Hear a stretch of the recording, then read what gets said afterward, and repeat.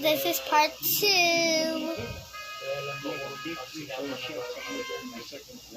Oh my god. So wiggly. So pretty. So like steel. And as expected, rugged, defensive-minded matchup sa pagitan ng Meralco at Magnolia.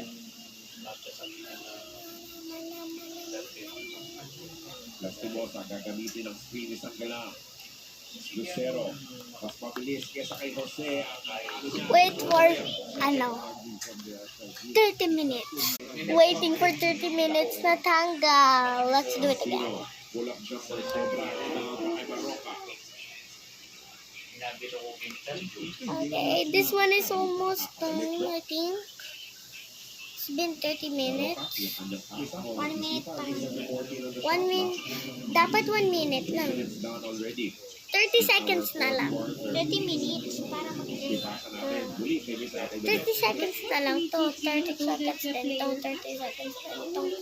Ito. 30 minutes. Ito 2 minutes to.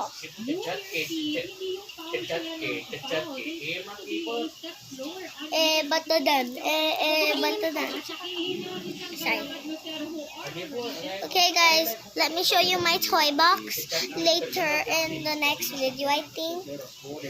But I'm gonna show you my toys later in the next video.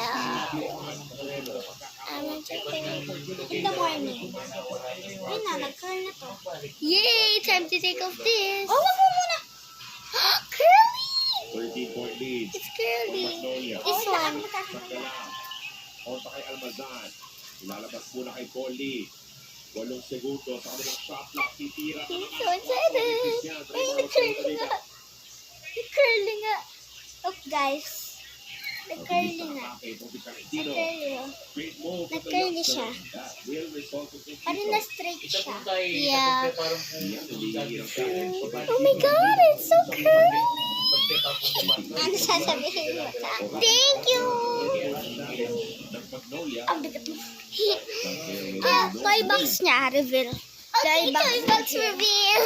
Ito ang Jenga. All full of Jenga. That's only a sneak peek.